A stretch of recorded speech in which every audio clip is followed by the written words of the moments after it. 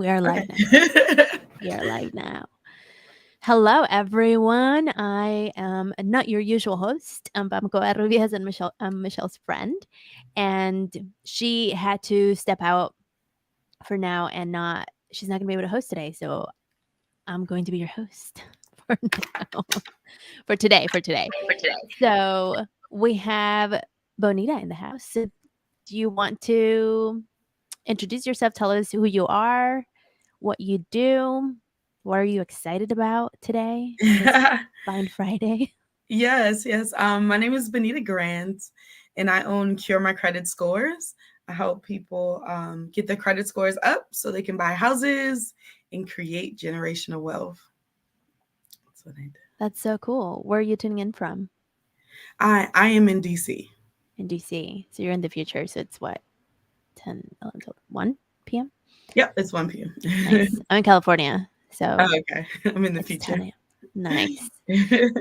Nice. So there's Portia. Let's add Portia to the stream. Hi, Portia. Black Trust Fund Kids. Oh, that's fun. Yes, Portia is pretty awesome. So we are doing introductions since I'm a guest host today. So I'm not sure, Portia, if you're able to unmute and tell us your quick intro. Who are you? What's your thing? And we'll get into generational wealth in a sec.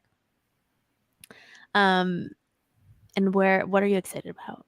So maybe while Portia gets, Yes. tell me, Anita, what are you excited about? Well, um, outside of credit, because credit is my jam. I love credit, and I think that it's really crazy that we're judged on credit, but nobody really understands how it works. I know, right? so, Uh-huh. my passion is helping people achieve their highest possibility, and that's been like what I've been up to for years. Before I opened my own credit repair company, I was a teacher for 10 years. And so education is extremely important to me. And so one of the things that I do with my company is, educate people about how credit works. So that not only is it like, because a lot of credit repair, they come into it like they're doctors and they're the only ones that know what to do and how to fix it. And for me, I want everyone who's like in my program or ever hears me speak or anything like that to like basically become a credit expert. It's not a lot of information, but it seems like they're just withholding this information about how it works. Mm. They judge us on it all the time.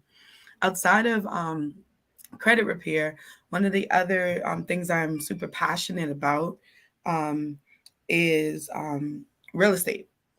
So I, I buy houses, I rehab houses, and I sell them. And one of the things that my company is up to right now, and it's a new venture, but we are working with low income to middle class families who want to stay in specific areas in DC and Maryland and Virginia, but can't afford them. So, what we do is we actually canvas the neighborhoods that they like, and we look for people who are trying to sell their houses fast, and then we rehab them to fit what they were approved for. So some people, isn't that pretty awesome? That's so cool. It's so amazing. So we have two test families that we're working with right now. They have been approved for 280,000, and the other one was approved for 300,000. And in the areas that they want to live in, because of the school districts that they want to be in, the houses are ranging from 400 to $1 million. Wow. So I mean, so for them to be able to live in the neighborhoods they want to live in, we have to find them at a discount, rehab them, so that they can fit their price range, which is pretty awesome. That's so cool. Amazing. Yeah. So many questions. And we're waiting for the other guests to join us. So I'll just keep asking questions. To keep it in the lecture and legacy theme, Yes. why is generational wealth? Why is that important to you?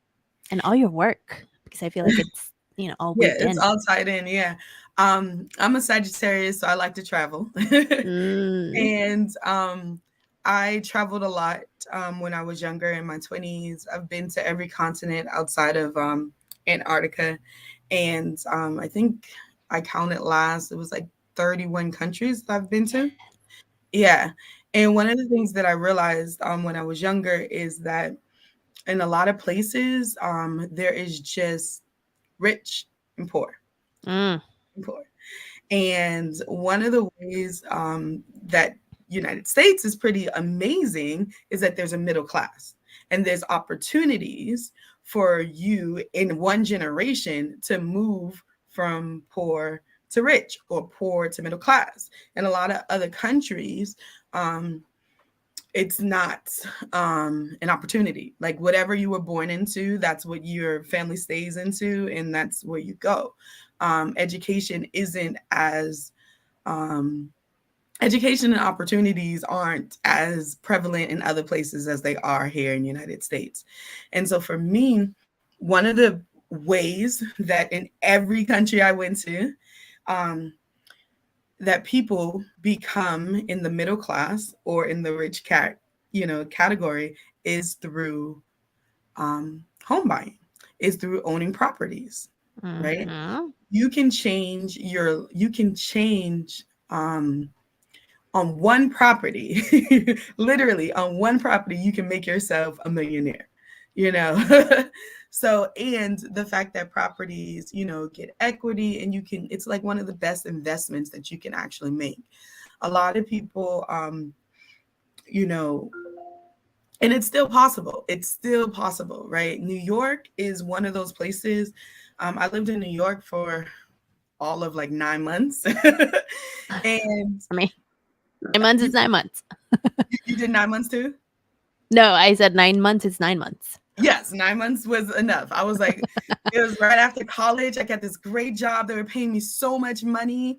I think I was getting paid like $60,000 a year, right out In of New college York? in New York. And after I got my check, I couldn't like afford a hamburger. Like it was horrid. It was hard. You have to be like a multimillionaire to be, like good in New York, right? Mhm. But the realtors in New York, you went to a realtor to get an apartment when you were in New York. You didn't go to a realtor to buy a house. There wasn't a lot of houses available for purchase. And a lot of Mm. our metropolitan places in the United States are getting to that level where even if you have a good job and you're making what you consider to make a lot of money, you still can't afford to purchase. And, we got the recession and we got inflation and we got post COVID and we got wars and all this stuff going on where it's starting to look like, you know, places are becoming more like New York.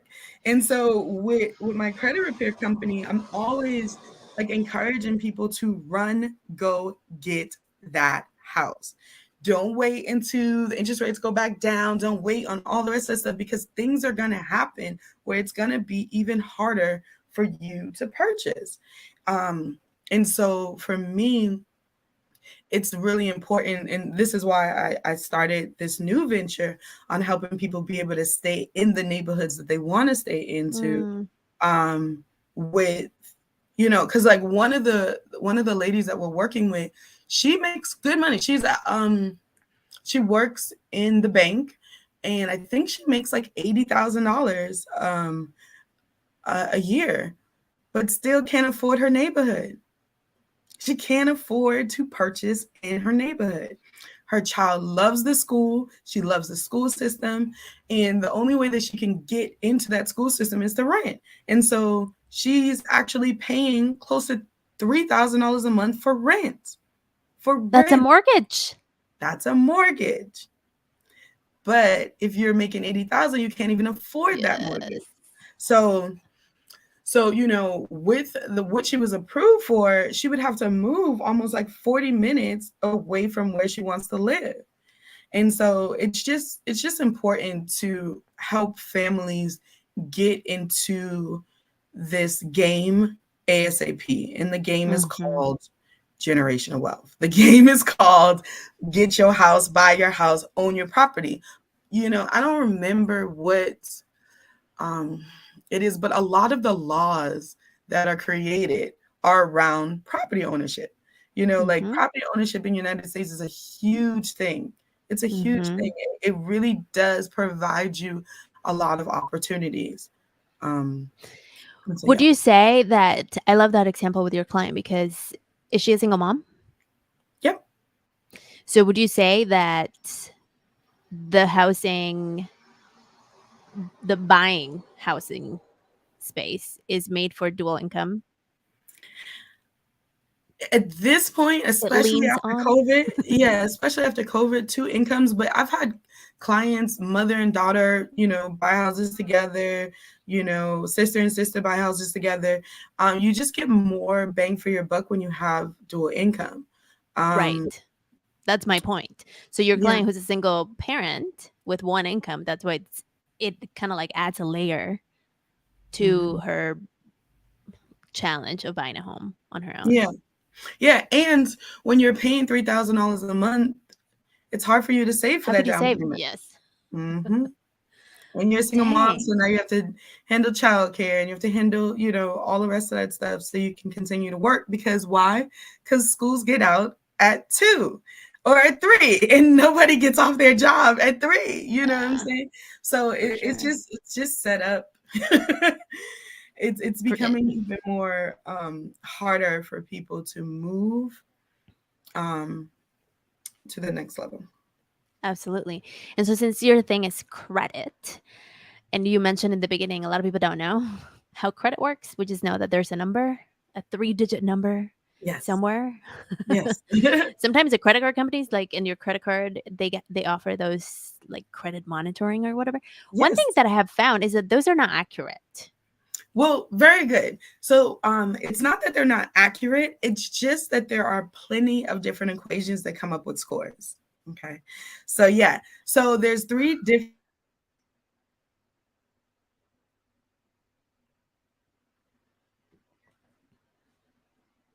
Oh no. can you hear me? Can you Yes, I can hear okay. you.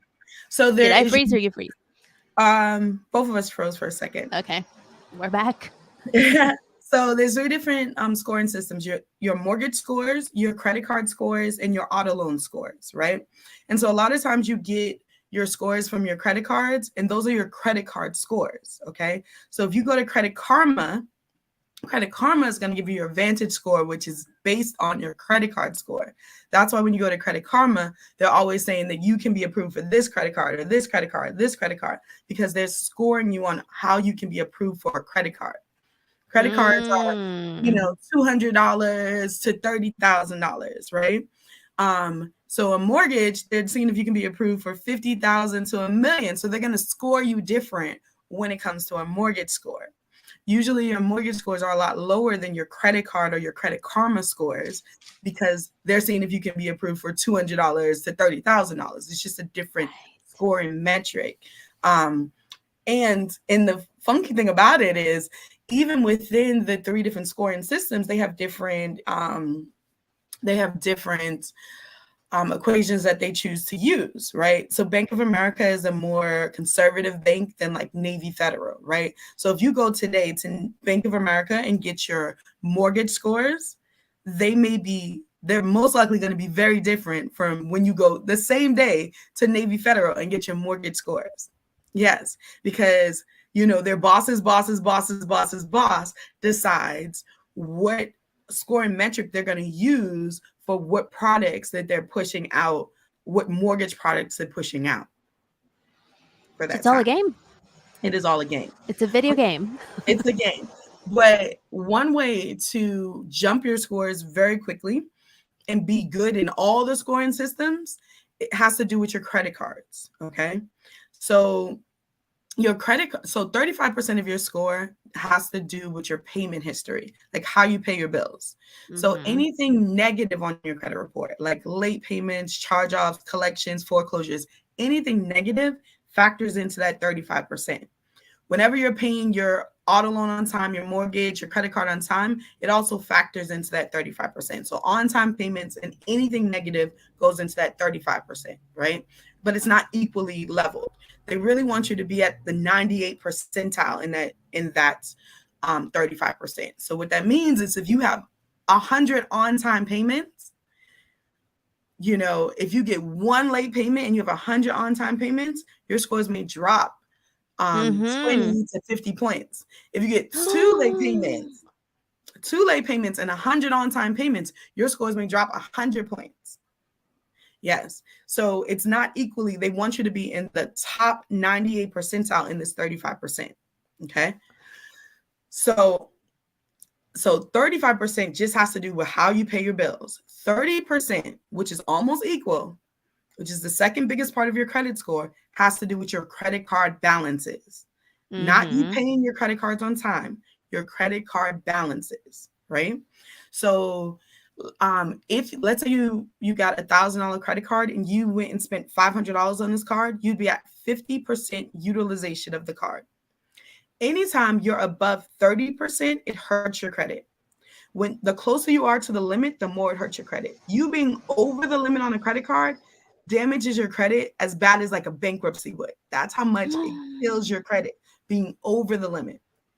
So when you're trying to make a purchase, like get a car or buy a house or anything like that, you want to be way under 30%. You want to keep your cards at 10% of the limit. So with $1,000 credit card, that means do not spend more than $100. I know that seems crazy. Wow. Yeah, nobody knows that. Why don't we know this? Like, doesn't make any sense. So yeah, don't spend more than $100, and that is at all times. So you don't want to charge it up to 700 and pay it down to 100 before the bill is due, because you never know when the limit and the balance is going to report to the credit bureaus. And once it reports, whatever reports at, that's what it's going to be stuck at for the whole month. So you want to keep it at 10%. Now I know that seems low, but get this, you can actually be too low on your credit cards. Yes. Any Also, yes, that yes. I That was thinking. yeah. I'm taking so many mental notes. I want to make like this is a whole master class, everyone. You can be too low on your credit cards. Anytime you're below 1%, it becomes neutral. It's kind of like you're not even using the card, you don't get any extra points. So basically, like having your card below 1% is exactly like having your card at 30%. It's neutral. It's not helping you or hurting you. So the sweet spot is between 1 and 10%. So with $1,000 credit card, between $10 and $100. I've seen people pay their cards down to zero and lose 50 points on their credit report. Wow. Yes, you can lose points by having your card at zero. So, Mm-hmm. yes, I've seen that happen, and I actually got really upset Yes. because the not the, but I guess one of the common misconceptions that I've heard multiple people say is put it to build credit, quote, quote, build credit is, bring a balance and pay it off every month. And Mm-hmm. so I know someone very close to me, asking for a friend, who would pay the bills and then pay it off every month.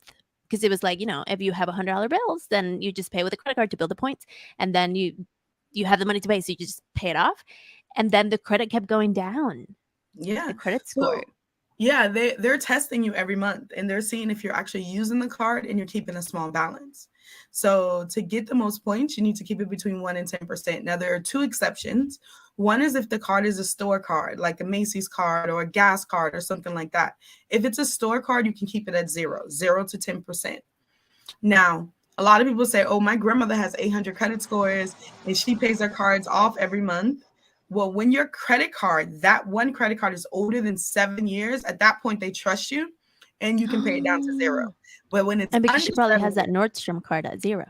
exactly. When it's under 7 years, they're testing you every month and you're being judged on if you keep it between that 1 and 10%.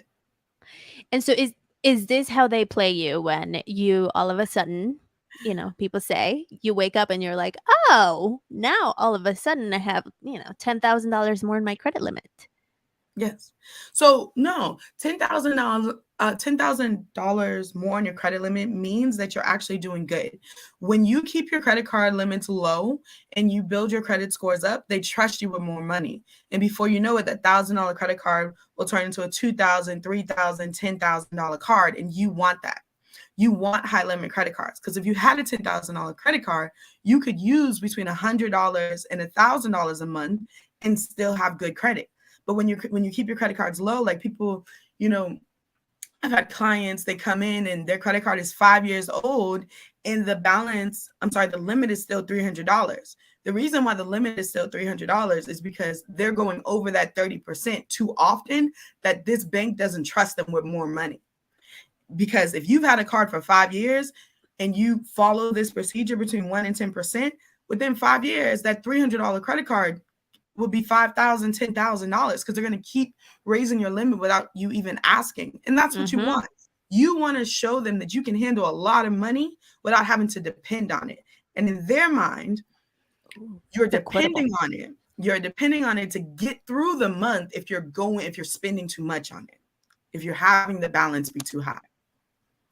I know, I right? feel like, when they say drink like what you need to do every day, like drink so many cups of water, get 8 hours of sleep, like we need to add like monitor, like do all the things you need to do to keep your credit score high. I know, I know. I feel like credit is a game, but they don't give us the rules. They don't give us They the rules, and it's on purpose, I believe, because some people get the rules, some people get the rules. I just don't think all of us get the rules, because for real, if you like in college, they give us these credit cards for a slice of pizza or a t-shirt, and then we get this credit card and we just thought we got $300. We thought we got $300. But if they right. told us right then and there that actually this $300 credit card, you want to look at it like a $30 credit card, at least we would have that knowledge. Of course, when we're in college, we're still going to look at it like a $300 credit card. But I can go on it, vacation with it. exactly. But the thing is, everyone's like, well, if I don't pay my cards off by the end of the month, then I'm going to be charged all this interest. The interest on 1 to 10% utilization is like $1 or $2. You know what I'm saying? When you keep your cards that low, you're not paying a lot in interest. And for the amount of points that you get, it's worth it. I've seen people pay down their credit cards to between that 1 and 10%, scores jump 100 points just by paying down the card. What? Mm-hmm. Yeah. So now the other tricky thing about that, right, is credit card balances are worth 30% of your score. So if you do not have credit cards, right, if you don't have any credit cards, you're automatically missing out on that 30%. So it's kind of like if you were in class and the teacher said the final exam is worth 30%, you can do well in every other part of the class. But if you miss the final exam, the most you can get is a 70, a C. You can't get A+ credit unless you have credit cards. So we have all these people who are afraid of credit cards. They don't have any credit cards and they're wondering why they're not even. I've never seen anyone above a 650 that doesn't have a credit card. Wow. Mm-hmm. How old is this credit score? The scoring of us. That just like I think about it and it's so wild that we are scored, Yeah, or yeah, our credit worthiness is based on 3 numbers. yeah. But I think, credit is like I travel a lot, right? So I have friends all over the place. And so like one of my friends was here and he is from Czech Republic. And he came to DC and we had lunch together and we were talking about credit and he was like, United States, I mean, you guys are just credit, like we don't deal with credit. If you have money, you have money. If you don't, you don't, right? In Czech Republic and Europe, there's not a lot of credit cards. There's not a lot of, United States, we're like credit, credit, credit. But the great thing about credit, again, the difference between the United States and a lot of other countries is that you're able to move from here to here in a generation. Mm. Now, credit can change your life. You know what I'm saying? Like, credit is how we buy houses. It's how we fund businesses. It's how, you know what I'm saying? So, like, the cost of bad credit can literally be how you build generational wealth in this lifetime. So, it's not that, credit is a horrible thing. It's actually an amazing thing when you know how to use it and you know how to win the game. Oof, if you know how to win the game. Mm-hmm. So many questions. Because you mentioned that a lot of times people are afraid of credit cards specifically because could we say that maybe there's been some you talk about the college students. So like that wave of credit cards that are given to college students and then because of the lack of rules, then it's like a The lack $300 of credit card, education. the lack The of lack of education, that's education. right. Hmm. Then it's like, well, I didn't get a $30 card, I get a $300 card. Let me Hmm. just go on spring break. And that has, in a way, damaged some people's credits because they didn't have the education. So, how could we flip that? Yeah, that's what I do. I mean, like, I actually guarantee in my program that I can get you to a 700 or greater within 7 months if you do everything I tell you. Everything I tell you is two things: no new negative items while you're in my program, no new late payments, no new collections, and you got to get your cards down to 10%. You do that. What I do, or with my company, with my team, I have 10 people who are on my team. What we do is we write the letters to dispute the negative items on your credit report. So if you did make a mistake or something did happen, because the majority of the time when people have not so great credit, it's because of some trauma that happened. Lost a job, got sick, divorce, all types of stuff, or teenager, you know what I'm saying?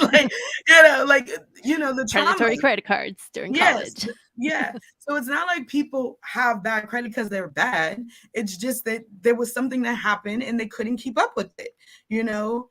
But I had a client, we just spotlighted him. Um, he's a millionaire, first of all, just to let you know. He's a millionaire. When he came into our program, he had a 400 credit score. Um, What? I didn't know that Plenty. was a It's thing. yeah, yeah. No, It you could can get get as that low as low? 300, 300. Mm-hmm. So Wow. yeah, and it wasn't even a high four; it was a low four. And within, I think, 5 months, he was able to get to a 689 within 5 months. Okay. Yes, which is amazing. All of his scores jumped over 200 points within 5 months. That's awesome. But he Yeah, was yeah, already a millionaire? yeah. Hmm. Yeah, but he had to buy everything in cash. He had to build his worth with cash. And now what he was able to do, because he called me up, he was like, oh my goodness, Benita, I've never had credit scores like this. I've always just said, forget it. Because, so he had to do it the hard way. He literally, now that he has good credit, he was able to get a loan to start a second business. Um, you know what I Wow. mean? Yes. To start a second branch of his business. He was like, Benita, I never even thought to do that this way.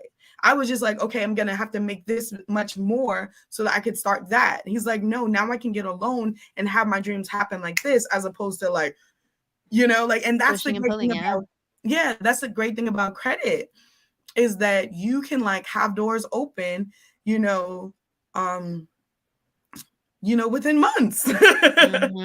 Yeah, Mhm. For I mean, I have, sure. yeah, and so I work with mainly realtors and loan officers who, you know, can't, because I talk to all of my realtors and loan officers. I give them all the information I know about the education. They can educate their people, and so when they get a client that they're like, Benita, it ain't just about paying on the cards, they need help, Yeah. then they come to us, they send us their clients, and then, these clients have been told no by the loan officers, have been told no by the realtors, and their energy is down. And so, like, my business, our goal is credit repair, but like everyone who works for me knows that it's not just about credit repair, it's about getting people re-enrolled in their biggest possibility. Because when you're Mm, re-enrolled in your biggest possibility, then it's possible. But if you come into anything in life saying it's not going to happen, what does life say to you? Your wish is my command. It's not going to happen. for So sure, for sure. yeah, And so you talk about the money trauma and mhm. how circumstances could put people into debt. And so what are your thoughts on someone who comes to you perhaps and they're like, I'm 40, $50,000 in credit card debt and I don't know how to get out. Is that something that you work with or you have thoughts on? Yeah, yeah. I had one like that. He and his wife, new family, were looking to buy a house. And he had maxed out two credit cards. And so what we did with him is we worked on getting all like the negative stuff, like trying to get as much of the negative stuff off to raise his scores. And then I had him pay down one of the credit cards to about 80%, which raises scores. The other one was at already 80%. One was maxed out. So I had him pay the other one down to 80%. His scores went to about a 640, but that was the credit card score. So remember, the credit card score is different from the mortgage score. You need your mortgage score to be a Mm, 640. His credit card score was about a 640, which was good because he started off at like the 580s. Then what he was able to do was get a personal loan with his bank, right, to pay off the rest of the debt. He got a consolidation loan to pay off the rest of the debt. Then once he paid off the rest of the debt with the loan, his scores jumped to 720. wow.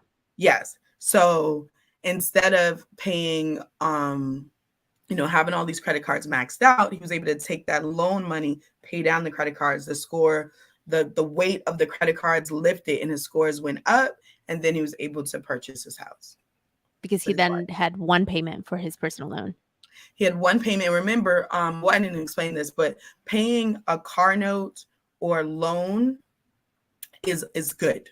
It's a part of that 35%. So paying it on Mm-hmm. time is good.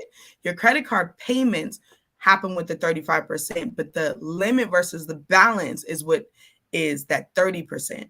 So having his credit cards paid down is what generated his scores going up. But just having a new, installment loan and paying it on time also helped his credit too. For sure. We got Mhm. Marcus. Welcome, Hey, Marcus. I'm the guest host today. I'm Pam. So we'll give you some time to introduce yourself. Tell us who you are, what you do, what are you excited about, and what's generational wealth to you. If you can hear us. I don't think I he don't can know if you hear can us. hear us. I don't think so either. I don't know if he knows he's on. Marcus, are you on? Mercury is in retrograde. Is it? It's been in retrograde like literally every week for the last year. It feels like It it started. started It came like here. back on the 9th. Marcus, can you hear us now? I feel I like I don't hear think the echo sometimes. Maybe. Hello. so. Right. So I think it's driving. We'll keep it going. Marcus, can you hear us one last time? No, I don't think No? so. I don't think so. Okay. So maybe we are going to wrap up. I think other people were supposed to come, and everyone is having technical difficulties jumping on and and being able to hear us. So this Pam, happens. you This haven't happens. you haven't explained what your passion is. Like what? Who am I? Yeah. Just here asking questions. I am Bamko Ruiz. I became the business coach my mom needed. I am a coach and I support Latino businesses build and create money so they can then heal all of that generational wealth as well. I love it. Yeah. Love it. That's awesome. Marcus, can you hear us now? No, Marcus is frozen on my end. So, my vision, big vision one day is to create a foundation that gives away one house to a single mom every year. We gotta work And together. so, yeah, I know. So when you said I was like, oh my gosh, this is awesome. So yeah, I think Marcus froze on me. Yeah. Is Marcus frozen on you? Yes, he is. Okay. Well, today was just supposed to be short, sweet, and with Bonita only. I'm sorry, everyone else, all the other guests that were, see, Marcus dropped, that were invited and couldn't make it to the stage. All of us are having technical difficulties at the moment. I pushed the button to let people in and they were frozen. So it happens. So let's close. What's your let's see, we already talked about generational wealth. What are your top 3 things that you would tell people to continue to work on their legacy Yeah. and Uh, building that wealth for them? yes, I would definitely say invest. You want to invest. You want life insurance, Mm, especially if you have any people that you care about. Like if you care about them in life, the way you show you care about them in death is to have life insurance. yes. So that's one of the ways that you can actually build generational wealth is to literally leave behind um, support and money. So I would say invest. There's YouTube University is amazing. I learned how to, what is it called? Not short sale. I learned how to tr- Burr? day sell or something like that. Trade on Oh, day Ameritrade. trade. Day trade. I learned how to day Wow. trade like 2 months before COVID started. Um and So you were set yeah, for I that actually shopping day. yeah, it was amazing. Like because I learned it 2 months before when the market dropped like that, I was like, things are on sale, you know? Mm. And I bought all this Tesla stock and Oh my I gosh. Well did. I was like, I like done. Tesla. I'm gonna buy Tesla. I bought Good Tesla and I move. bought Zoom and I bought all of this stuff that, I literally learned how to do it through YouTube University. And then every morning I would wake up and like Google what stock should I buy today? Like that's all I would do. And so I was like buying what other people were buying and like literally was able to buy 2 houses from that. Yeah. And I learned it. Like it wasn't On like I YouTube took a University. class. No. So YouTube University is amazing. Invest. Have your money work for you. Don't just work for your money. Have your money work for you. Boom. Buy property. Buy property. Leave Mm. it behind. Don't, leave your property behind. Set your family up. So those would be my 3 things: life insurance, invest, and buy property. I love that. Mine would be heal your trauma, your money story. Yes. That one's important. The other one would be add a beneficiary to your bank. Mm, I don't think purposefully, I don't know. We didn't get the bankers and we didn't get the estate planning attorney. But I had a recent death in my family, and there isn't a beneficiary in the bank account. So guess what? We have to go to probate wow. because the once the person's dead, it's the bank's money because there isn't a beneficiary. And so add a beneficiary to your bank, to all of your banks, and the bank is not going to invite you to do it because it's not convenient. Wow. I So to didn't your even. point of the yeah. And then the third one would definitely be I'm with you on investing. So since you already said that, I'm going to say save. Learn how to save because I wasn't taught how to save. And so then I'm like, oh, a savings account? What? Had to learn. Had to learn.